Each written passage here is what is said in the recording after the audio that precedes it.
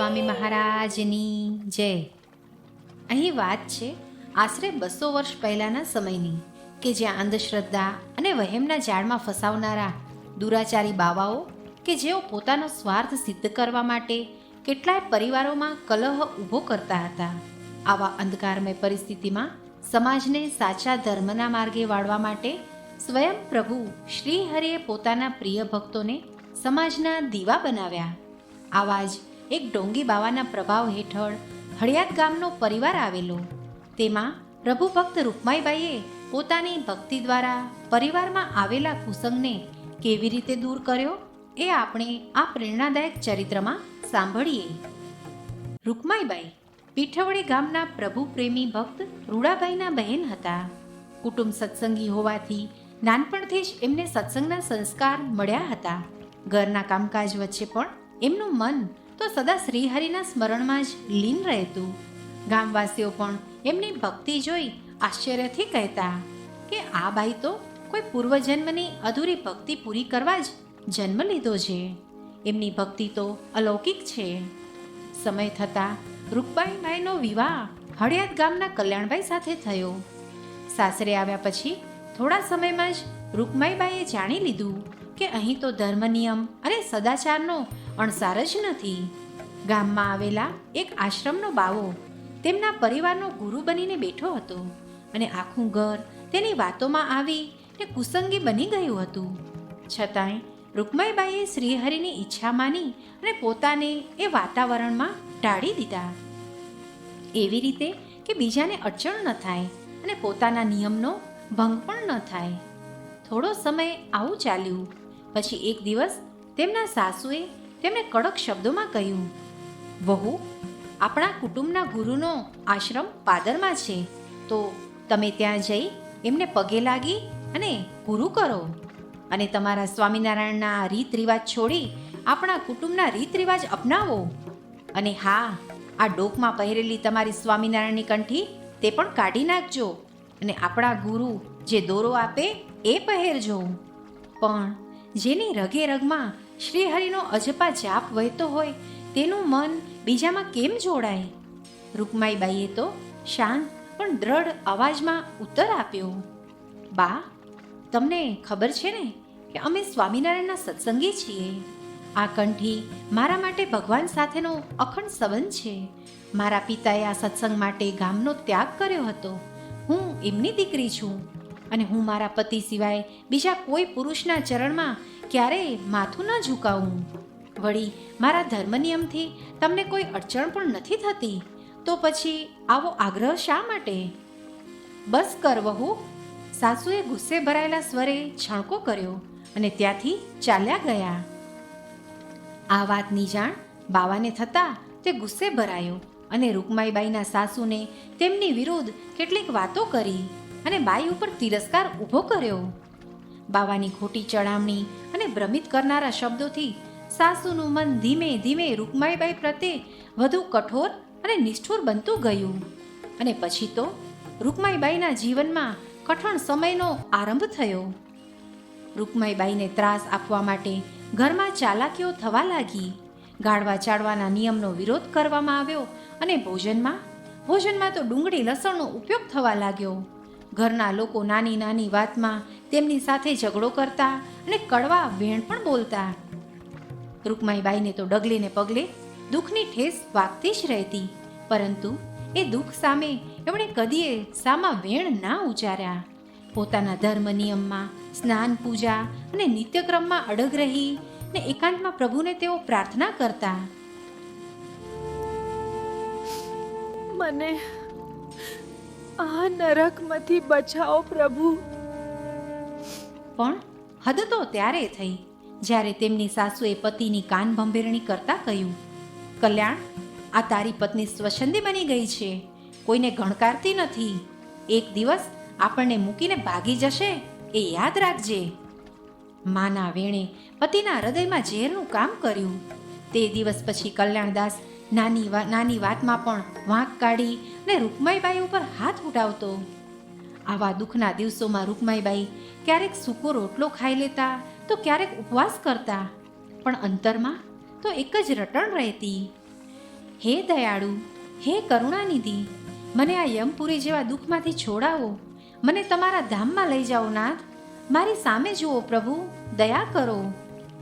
અંતર્યામી પ્રભુએ પોતાના ભક્તનો આર્તનાદ સાંભળ્યો અને એક રાત્રે રૂકમાઈબાઈને દિવ્ય સ્વરૂપે દર્શન આપ્યા. મહારાજના દર્શન થતાં જ રૂકમાઈબાઈના તો રોમ રોમ ઊભા થઈ ગયા અને તેઓ ગદગદ કંઠે બોલ્યા, હે પ્રભુ, તમે આવી ગયા મારા નાથ, મારા પ્રાણ આધાર. તમારા સિવાય મારો હવે કોઈ બેલી નથી. મારી રક્ષા કરો પ્રભુ, મારી રક્ષા કરો. કરુણાના સાગર શ્રીહરિએ કહ્યું, રૂકમાઈબાઈ, હું બધું જાણું છું અને એટલે જ આજે તમારા બધા જ દુઃખોનો અંત કરવા આવ્યો છું. કહો, તમારી શું ઈચ્છા છે? આ પૃથ્વી પર રહીને ભજન કરવું છે કે મારા ધામમાં આવવું છે? રૂકમાઈબાઈ બોલ્યા, હે પ્રભુ, મને આ યમપુરી જેવા ત્રાસમાંથી છોડાવી ને ગઢડા લઈ જાઓ. ત્યાં ભજન ભક્તિ કરી તમારી સેવા કરવી છે. ત્યારે મહારાજ કહે છે કે તમારી જે ઈચ્છા છે તે પૂર્ણ થશે. અમારું સ્મરણ કરો. રૂકમાઈબાઈએ તો ચિત્તને શ્રીહરિને મૂર્તિમાં જોડી દીધું અને તે જ ક્ષણે મહારાજની ઈચ્છાથી તેઓ સદેહે ગઢડાના દાદાના દરબારમાં પહોંચી ગયા. મહારાજે કહ્યું, રૂકમાઈબાઈ, આંખો ખોલો. રૂકમાઈબાઈએ આંખો ખોલતા જ તેમને ગઢપુરના દરબારમાં બિરાજમાન મહારાજના દર્શન થયા. એમને તો આનંદનો પાર ન રહ્યો. આંખોમાંથી અશ્રુધારા વહેવા લાગી. મહારાજે કહ્યું, હવે તમે અહીં રહી સુખે ભજન કરજો. અને જીવુબાને બોલાવી રૂકમાઈબાઈના રહેવા ભોજનની વ્યવસ્થા કરવાનું કહ્યું.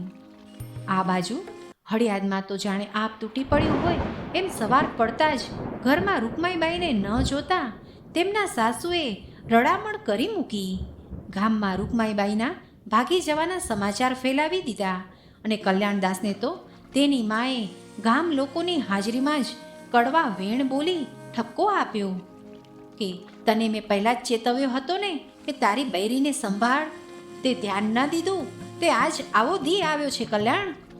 કલ્યાણદાસ પણ લોક વચાળે ક્રોધથી સળગી ઉઠ્યો અને પરોણો હાથમાં લઈ સાથે 2-3 કુટુંબી જુવાનોને લઈ તે પીઠવડી પહોંચી ગયો. સાસરે આવી ને સૌને ધમકાવવા લાગ્યો. ત્યારે રૂડા પટેલે તેમને શાંત કરતા કહ્યું કે કલ્યાણદાસ, રૂકમાઈબાઈ અહીંયા આવેલા નથી, કદાચ ગઢડે ગયા હોય. આમ વાતો ચાલતી હતી ત્યાં તો 2 હરિભક્તોએ આવીને પૂછ્યું, રૂડા પટેલનું ઘર આજ કે? એમ પૂછી અને જય સ્વામિનારાયણ કહ્યા. રૂડા પટેલે એમને જય સ્વામિનારાયણ કહેતા આવકાર્યા. હરિભક્તોએ સમાચાર આપ્યા કે અમે ગઢડેથી આવ્યા છીએ. મહારાજે કહેવડાવ્યું છે કે રૂકમાઈબાઈ ગઢડા આવ્યા છે, તેમની ચિંતા કે શોધખોળ ના કરશો. આ સમાચાર બાદ સૌએ એવું નક્કી કર્યું કે સૌએ ભોજન બાદ આવેલા ભક્તો સાથે ગઢડે જવું. સૌ ગઢડે આવ્યા. રૂડા પટેલે મહારાજને દંડવત પ્રણામ કર્યા. શ્રીહરિએ સૌને મીઠો આવકાર આપ્યો અને કહ્યું, તમે અહીં આવ્યા તે સારું કર્યું. હવે 2-1 દિવસ રોકાઈ રહો. બધી ચિંતા છોડી સંતોની કથા વાર્તા સાંભળો. બધાય સારાવાના થશે. સમયની નજાકતતાને સમજી સૌએ શ્રીહરિની આજ્ઞા સ્વીકારી અને ગઢડે રોકાયા. કલ્યાણદાસ સાથે આવેલા જુવાનો તો આ સમય દરમિયાન પોતાને મળેલ આદર અને સત્કારથી નવાઈ પામી ગયા કે આપણને ઠપકો આપવાને બદલે અહીં તો ઉલટું માન મળ્યું છે. નંદ સંતોની પવિત્ર વાણી, સદાચારયુક્ત જીવન, પવિત્ર ભોજન પ્રસાદ તથા પ્રેમ અને આત્મીયતાથી ભરેલું વાતાવરણ જોઈ ને કલ્યાણદાસ તથા સાથે આવેલા યુવાનોની તો બુદ્ધિ નિર્મળ થઈ. તેમને એમના પાખંડી ગુરુની કુસંસ્કારી જીવનશૈલી અને શ્રીજી મહારાજે શીખવેલી સદાચારની જીવનશૈલી વચ્ચેનું અંતર સ્પષ્ટ થયું. મનોમન કલ્યાણદાસને પોતાની ભૂલ સમજાઈ. પછી શ્રીહરિએ સૌને પોતાની પાસે વહાલથી બેસાડી સમજાવતા કહ્યું, કલ્યાણદાસભાઈ, ભગવાનના ભક્તને દુઃખી કરવાથી પાપના પોટલા બંધાય છે. રૂકમાઈબાઈ તો બહુ સમજુ છે અને તમારા ઘરમાં ઘણું દુઃખ સહન કરીને પણ કોઈને પણ અપશબ્દ બોલ્યા નથી. આવા એ ભારે સંસ્કારી ભક્ત છે. એ તો પિયરમાં રહે કે સાસરીમાં પણ જ્યાં પણ રહેશે તેમની પવિત્રતા, સદાચાર અને ભક્તિથી ત્યાં સુખ, સંપત્તિ અને સમૃદ્ધિ સ્વયં આવી ને સદાકાળ રહેશે. દાંપત્ય જીવનનું સાચું સુખ તો એ છે જ્યારે દંપતી એકબીજા પર વિશ્વાસ કરી ભેગા રહી અને ભગવાનની ભક્તિ કરે, આવું જીવન માત્ર એકબીજાને સુખમય નથી બનાવતું, પણ હા, બંનેને મુક્તિ તરફ લઈ જાય છે. પતિ પત્ની જો એક ચિત્તથી પરમાત્માને સ્મરે તો તેમનું ઘર તો સ્વયં વૈકુંઠ સમાન બની જાય છે. આવું દાંપત્ય જીવન જ ખરેખર ધન્ય કહેવાય છે, જેમાં પતિ અને પત્ની એકબીજાનો સહારો બની ભગવાનની સેવા અને સ્મરણમાં દિવસ પસાર કરે. આટલું કહી મહારાજે છેલ્લે કહ્યું, હવે તમારે કાંઈ કહેવું હોય તો કહો. શ્રીહરિની આ વાત સાંભળી કલ્યાણદાસ તો સંકોચ અને શરમના માર્યા નીચું માથું કરી બેસી રહ્યા. તે જોઈ તેમની સાથે આવનારાએ કહ્યું, મહારાજ, ભૂલ તો અમારી છે. રૂકમાઈબાઈ તો નિર્દોષ છે. ગામના બાવાજીએ અમને સ્વામિનારાયણ સંપ્રદાય અને એમના અનુયાયીઓ વિશે ભરમાવ્યું હતું, પણ હવે અહીંયા તમારા સંતો અને ભક્તોનું જીવન જોઈ ને અમને સાચી વાત સમજમાં આવી છે. રૂકમાઈબાઈને હવે પછીથી અમારા તરફથી કોઈ પણ પ્રકારનું દુઃખ કે તકલીફ નહીં પડે, એની અમે જવાબદારી લઈએ છીએ. આપ એમને અમારી સાથે જરૂરથી મોકલો.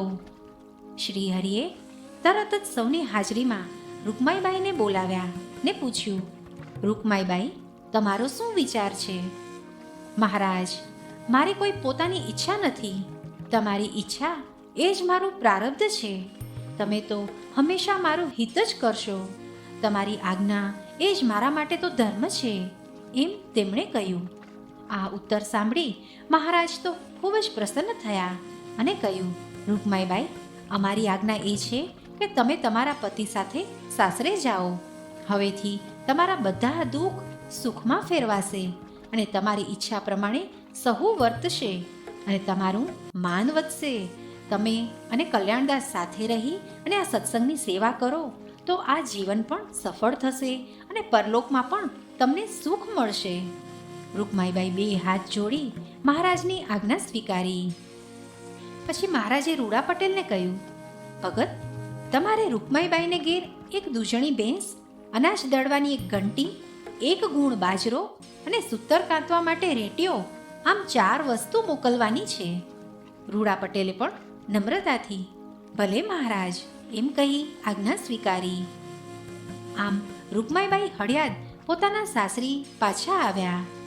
પિયરથી આવેલા બાજરાને ઘંટીમાં દળી અને રોટલા બનાવતા, ભેંસના દૂધ, દહીં, છાશ અને ઘી ભગવાનને ધરાવતા અને પરિવારને પ્રેમપૂર્વક જમાડતા. ગામના લોકોને પણ છાશ આપવા લાગ્યા. રેડિયો કાઢતા કાઢતા કીર્તન ભજન ગાતા. ઘરમાં ભક્તિની ધૂન ગુંજવા લાગી. જે રોટલા જમ્યા, દૂધ, દહીં, છાશ લીધા કે રેટિયાના અવાજ સાથે કીર્તન સાંભળ્યા, એમની બુદ્ધિ નિર્મળ થઈ ગઈ અને એમના હૈયામાં સત્સંગના બીજ વવાયા. ઘરના સભ્યોના હૃદય બદલાઈ ગયા. ઘરમાં સત્સંગ પ્રવેશ્યો અને પવિત્ર સંતોની પધરામણી થવા લાગી. સમય જતાં આખું ગામ સાચા સત્સંગના સુવાસથી મહેકી ઉઠ્યું. દુતારા બાવાજીનો ખોટો પ્રભાવ સમાપ્ત થયો અને તે ગામ છોડીને ચાલ્યો ગયો. કલ્યાણદાસના ભાઈ ગુણાતીતાનંદ સ્વામીના સાનિધ્યમાં આવી ને સંત ચતુર્ભુજ દાસ બન્યા અને ધોલેરા ધામ મંદિરની આજીવન સેવા કરી ને અંતે અક્ષરધામ સીધાવ્યા. ભક્તો, રૂકમાઈબાઈ જેવી અડગ નિષ્ઠા, સહનશીલતા અને ભક્તિ ધરાવતા સત્સંગીઓના વહારે પ્રભુ હંમેશા આવે જ છે. તેમના જીવનથી એ શીખ મળે છે કે દાંપત્ય, ઘર કે સમાજ જ્યાં ભક્તિ વસે છે ત્યાં કુસંગનો નાશ થાય છે અને સાચા સત્સંગનો વિકાસ થાય છે. સહજાનંદ સ્વામી મહારાજની જય.